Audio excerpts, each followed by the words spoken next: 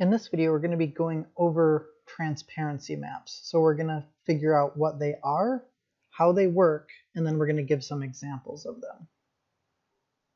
So we're going to jump over to the website Polycount. So polycount.com is a very, very good website that has a ton of resources as far as game art goes. So realistically, what a transparency map is it's a map that controls transparency. So they're also referred to as opacity maps or an alpha map. I kind of toggle back and forth between a transparency and an alpha map. But regardless, getting into a practical example of this, a transparency map or an alpha map can be described as any map that is effectively erasing pixels. So we can think of this right here, just this little square, as a single polygon that has effectively two leaves painted onto it. So instead of seeing the actual back face of the polygon, what the transparency map is going to do, and in this case black, the black area is going to cut out and make it look like there's not really a polygon there. So if we were to model this leaf, it would be a handful of polygons, but realistically this would be a single polygon that would kind of handle a more complex shape. So let's go ahead and create one of these. So jumping inside of Modo, we just have a basic empty scene. We have an empty mesh, camera, directional light, just normal stuff you guys are used to seeing. So I'm going to hold the Shift key, and I'm going to click on this guy right here. Normally it's this little curly tube. Now it changes to a plane. Clicking on that, let's go ahead and see what happened. So at this point we have UVs created for a plane. So this is just a single polygon sitting in the scene. Let's go ahead and clear this mesh out because we don't need it. There we go. So we have, again, single polygon sitting in the scene. Open up lists, UV maps, go to texture. Now I can see the UVs of this. So again, really, really simple scene. So let's say I have my single polygon and I want to make a more complicated shape out of this. So what we can do is make a transparency map. So to do that, we'll just jump over to Photoshop. And in Photoshop, I need to create a new image. So File, New. Just make a 512 by 512 image. And in here, we have a white image. I'm just going to switch my color to full black. And now I'm just going to make a shape. We'll just make a very simple leaf. And we'll go ahead and save this out. Just call it leaf.png and have that on our desktop. So now that we're back over in Modo, I'm just going to grab that image off my desktop. So again, it was just called leaf. And I want you to notice that it's a white image with a black leaf on it.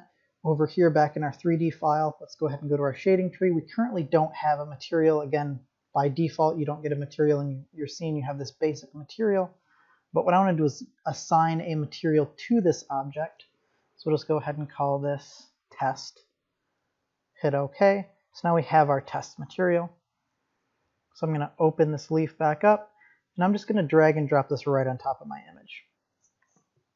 So now you can see my image is applied to my geometry. Again, really simple geometry, it's just a plane.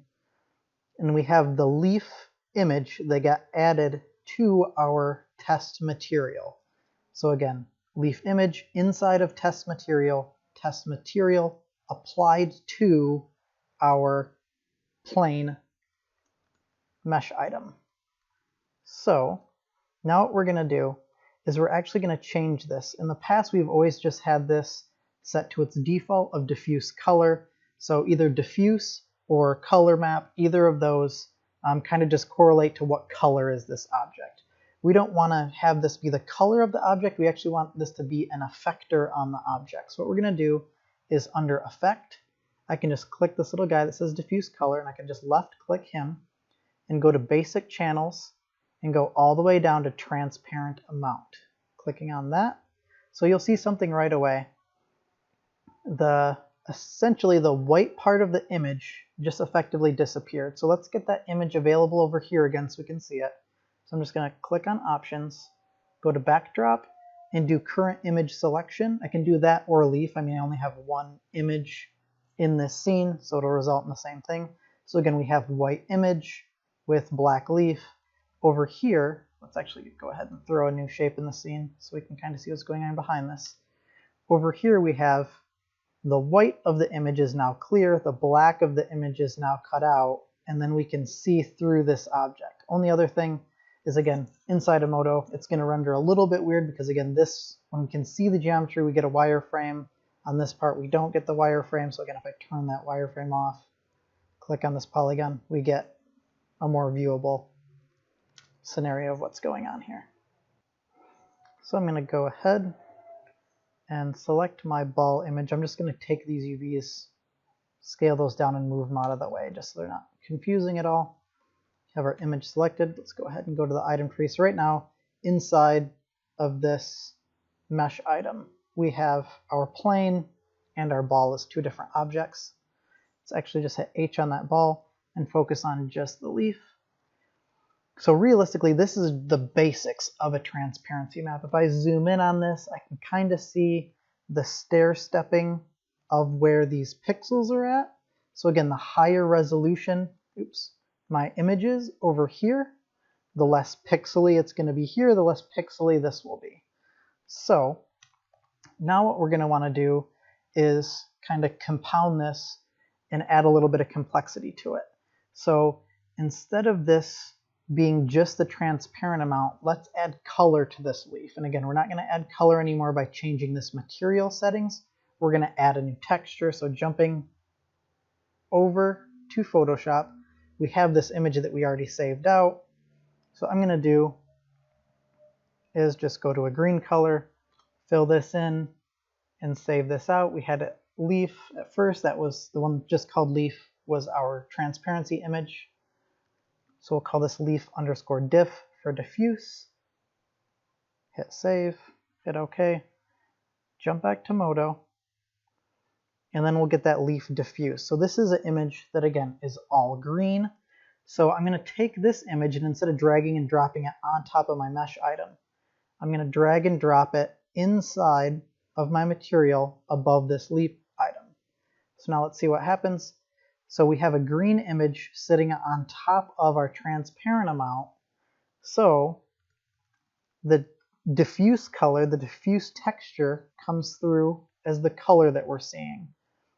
But this guy is set to transparent amount, so it's controlling what part of the polygon is and isn't visible. Again, our wireframe and edges being right here. So all this is invisible, all this is visible. So let's look at some practical applications for this. So jumping back over to polycount, this one was that first image we looked at. So this guy, the first thing that you'll notice is with this one, the white portion is where geometry would be at, and the black portion is where transparency at. So Modo is kind of the opposite, and most softwares, there's an invert button. You can kind of toggle that back and forth. So realistically, that's not a big deal. But again, with this one, we can see this would be the transparency image, and then the color image under this would actually have some information like the shading on the leaf. So practical applications for this, you could use this for grass. So again, having multiple grass planes on one polygon or a series of polygons. This is stuff a little bit more complicated we can go over later, but this one's a kind of a good application of this crowd in a video game. Instead of having them be individually modeled out characters, we just have them sitting on a plane. So this would be the diffuse map or the color map. This would be the alpha map or the transparency map. And again, the black and white would be where there would be the characters, and then black would be transparency. And again, just reiterating one more time, inside of Modo, turning that off, changing this back to diffuse color. Inside of Modo, black equals geometry, white equals cutout, but in the majority of video games, white equals geometry and black equals cutout. So that's just one that, I mean, it's really easy to invert your black and white image inside of Photoshop, so it's really not that big of a deal. So again, really good use for an example here. And then the other thing, just wording here, sometimes called an alpha map. So this one, how it's actually working is the diffuse or the color is in the RGB channels of your Photoshop file. So going to this, channels, red, green, and blue. So red, green, blue channels make up your color. And then in the alpha channel, so jumping back over to Photoshop, if I hit new, there's going to be an alpha channel right here. So I could make a shape right here. And now this is in my alpha channel. That is usually how these are handled, but we're going to handle it with a black and white image. So jumping back over here. So again, instead of this being one image that has an alpha channel, we're just going to have one color map and one black and white map. Put those two together inside of Modo and do it that way. Again, a little bit more simple, but taking that extra step isn't that difficult. So just going through some more examples of this, we're going to go over a really, really basic example. So this would be, oops, changing the light around, a dandelion. And again, this is Sketchfab. It's just a site that lets you view models in 3D. So let's go ahead and look at the wireframe of this. So we'll go ahead and let's do a red wireframe. So again, this you can see it's not just a single plane. It's a plane that's been kind of sliced up so the curvature reads a little bit better. So from different angles, this will look a little bit more like a leaf. And then up here, this guy, it has a little bit of shape to it. But again, it's realistically just a borderline flat shape with the alpha cut out to make it look like there's a bunch of little petals on this dandelion flower. The base or the stem of this plant is just kind of, you can think of it like a cylinder, but it's really just four-sided. So it's just kind of a box that has some extra slices and some curve to it.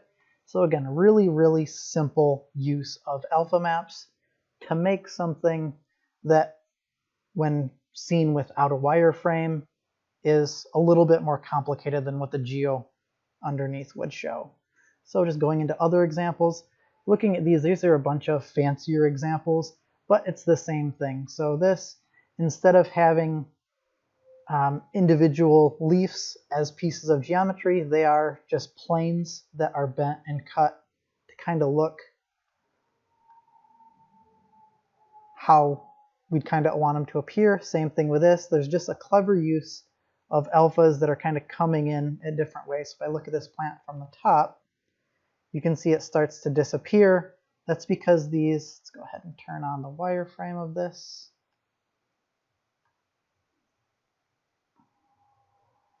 Again, it's just a series of planes that have alpha cutouts on them, cleverly displayed to make it look like more complicated geometry than is actually there.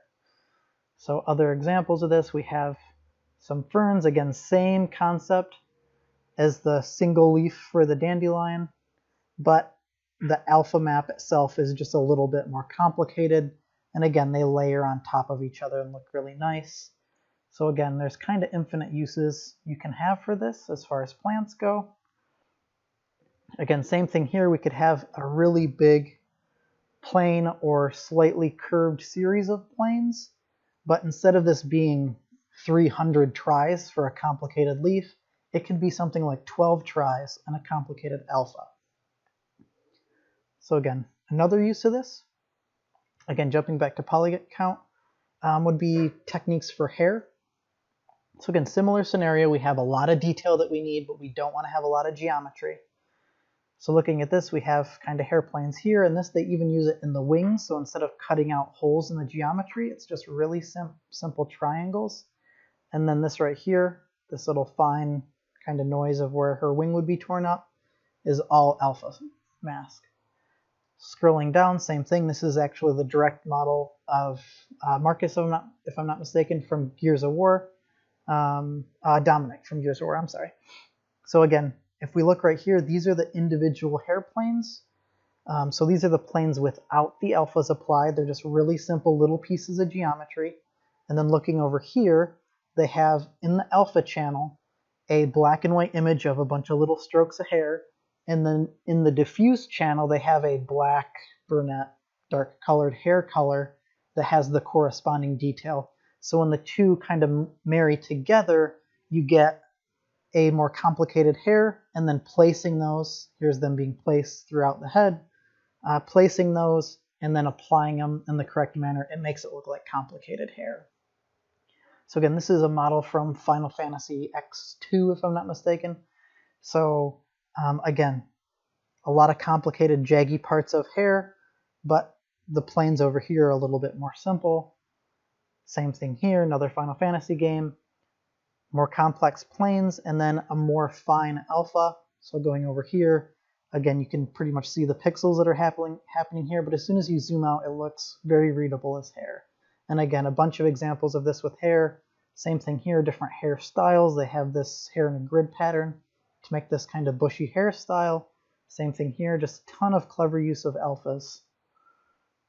And again, the list goes on and on.